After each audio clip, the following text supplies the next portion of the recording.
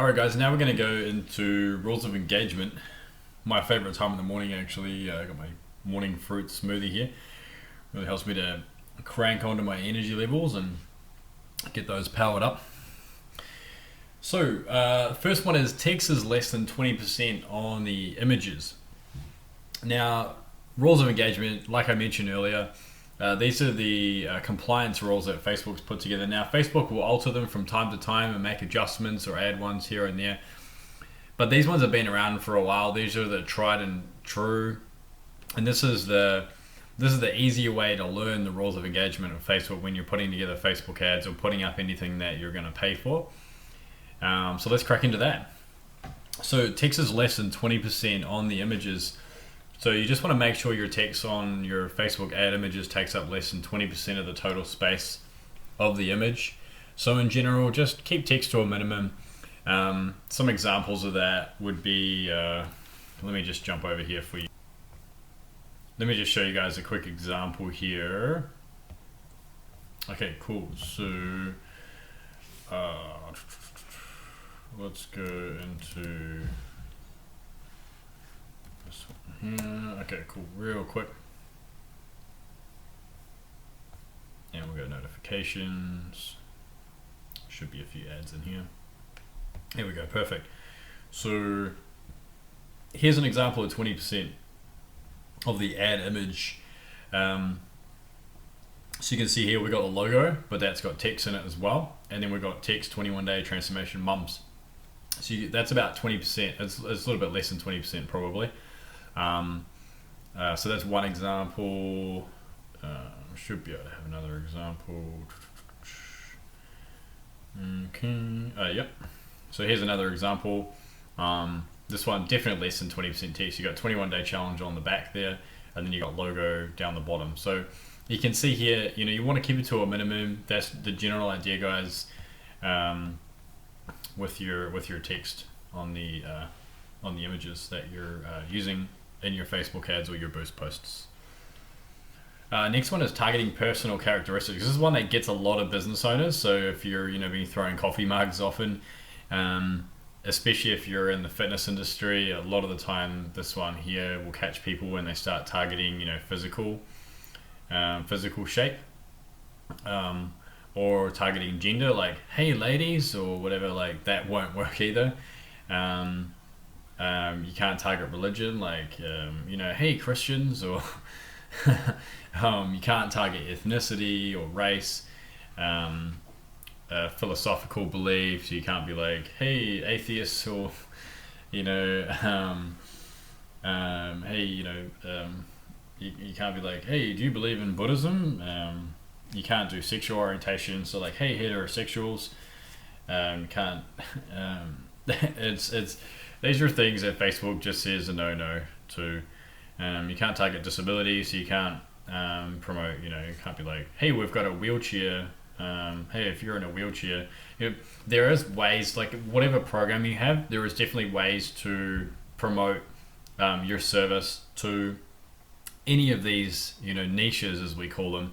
But the way that you're writing your copy doesn't directly call out these things. So like it says here, Facebook doesn't allow you to imply personal characteristics when submitting the copy for your ad. So that is the copy is in the writing that is in your ad, not the actual image itself, but what you've written, the headline and the text, like the bullet points and whatever, like the things you've written in the ad itself.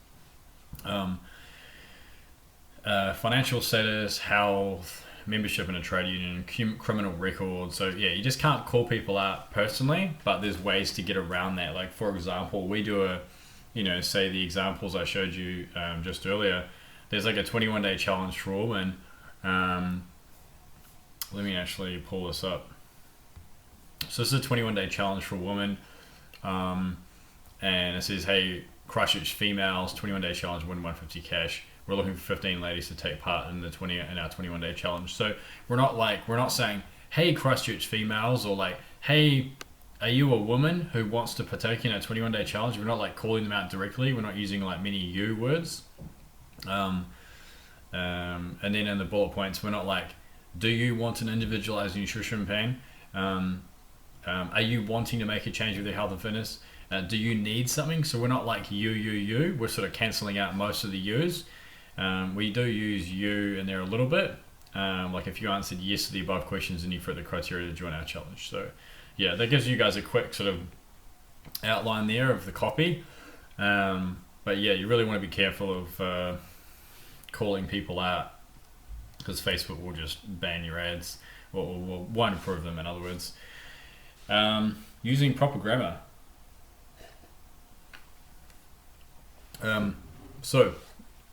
With using proper grammar, you really want to make sure that, it doesn't mean that the text has to read as if it's going to be approved by your high school English teacher. It means that, symbols and words are used in the way they're meant to be used. So if you use like a side arrow bracket with an equals button, it creates an arrow, but Facebook won't approve it because, you're sort of using the symbols in the way that they were never really meant to be used. It's different for emoticons. You can use emoticons to sort of generate a little bit of personality. I'm seeing that being used quite effectively from time to time. Next one is ads and landing pages must be congruent. So I mentioned this earlier, but this has to do with your offer itself. So if your ad promises a free teeth cleaning, but your landing page says it will cost $10 or worse, your landing page says nothing about teeth cleaning and just says, hey, welcome to Christchurch Dental, we help you with your smile, then your ad won't be approved. So everything from the colors, the logo, and design to the offer, they must show up in both the ad and the landing page if you're using a landing page. So a landing page, for you guys who don't know, is a page on your website that basically outlines one specific offer that you've got going on that Facebook ad. So it's like Facebook ad says, free teeth cleaning, and then the next page is a page on your website. It's a landing page and it only says, free teeth cleaning, and it has some details on it and how to register, basically. The landing page has to be optimized for any device. So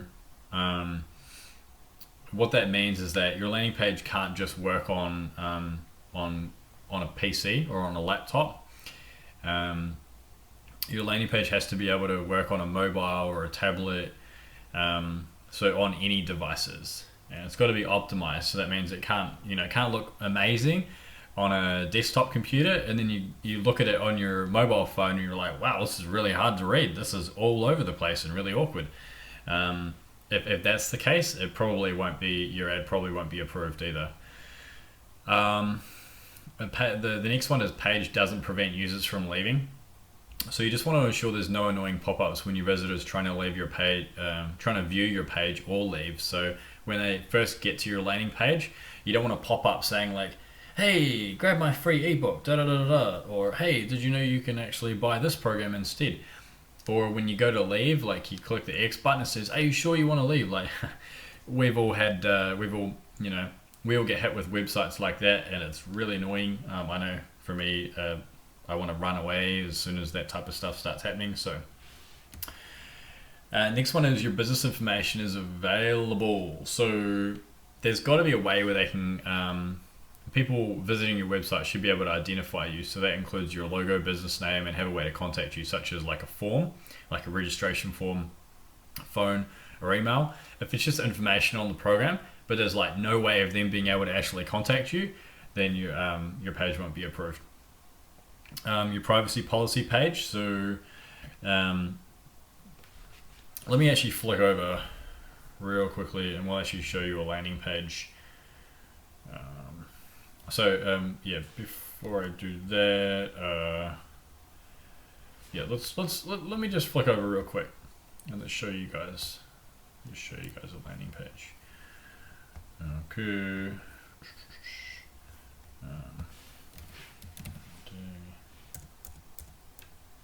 So let's go to this one here. That's a good smoothie. Okay, so first of all, this is a 21-day challenge landing page. This is one of our ones that we use through our website.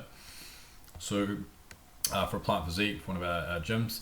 So register now button will actually bring up a box where they can enter their details and register for the program straight away. Now it tells them all about the program. The page has got basically answers everybody's questions, including where we're located, so they can contact us via location. And down the very bottom, this is really important. You need to have your disclaimer and your privacy policy pages up. Your disclaimer should go to a disclaimer page that basically outlines the terms or the use of the website, and the privacy policy page should go straight to a page that outlines how you'll actually handle people's email addresses, what your policy is on that, and according with the governing laws. Okay, so let's switch back. Cool. Let's just pop this up. Okay, videos are static as well. So if you've got videos on your landing page, you got to make sure they don't play automatically without the user's interaction. So on the page I just showed you, there was a video at the top. So yeah, just make sure it doesn't automatically play. Otherwise your ad will get denied. Claims are backed up. So if you do have claims, you need to have references on the page to back them up. So if you're a dentist, you can't be claiming like white teeth in one day, because you need to be able to back it up if you do. You can't put if you're a gym, you can't put drop a dress size in 30 days because you can't guarantee that everyone will get those results, and it's within a specific time frame. So you can't promise big results in a short time frame, basically, because Facebook doesn't like that. Like make $1 million in 1 month, get 100 leads in 1 day. You might be able to do it. One way that you can actually, one way you back up your claims is by saying, here's how I got 100 leads in 1 day. And then on the landing page, you're like, hey guys, I'm going to show you how I got 100 leads in 1 day. I did it using this and this and this. Here's some screenshots, or here's a little tutorial video on there. Here's how I did it. And then the next page is like, hey guys, opt in and I'll register for the training, and I'll actually show you step by step how to get 100 leads in 1 day. Cool. So next is banned content. So this really just means you're not using content banned by Facebook, such as politics, current events, fear-based marketing, or sexuality. So, politics is a good one to stay away from in general, even on your personal profile, I think, because religion and politics are the most heated. They create the most heated arguments right across the board. Current events, so you can't, specific current events you won't be able to promote. Like if there's a big flood or an earthquake, you can't go, hey, there's a big earthquake in Christchurch, but click here to learn more, and they end up going to your page and it's like, hey, there's a big earthquake, but did you know that we've actually got personal training running in the park where there's no, where for people who are stressed from the earthquake. Like they don't want you to do that. Fear-based marketing, so you can't be like, did you know there's going to be another financial collapse in 2017? Click here to make sure that you're protected. Like you can't use fear-based marketing or sexuality, so that's pornography and other stuff like that. So it's banned content. So really the bottom line to wrap up this module is that anything you do really must help with Facebook's end goal, which is to provide a positive experience for its users. This means that any offer you create must result in a win for the user and not make them feel bad or have a negative experience as a result of engaging in something they saw on Facebook. Because if Facebook didn't have these rules, people would be posting all sorts of stuff.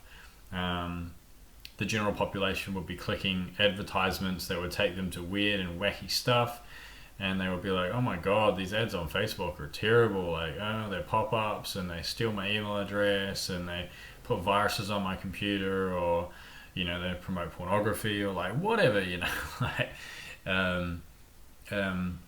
yeah, so that's really the bottom line, guys. I hope this has been really helpful for you, and this will be a big help when it comes to submitting your Facebook ads. So hope you're taking heaps of notes. If you need to, you can always rewind and go back over this in the future. So next we're going to go into the ads manager. So that's really cool. We're going to go into how that works, and so that you can actually know whether you're getting results or not.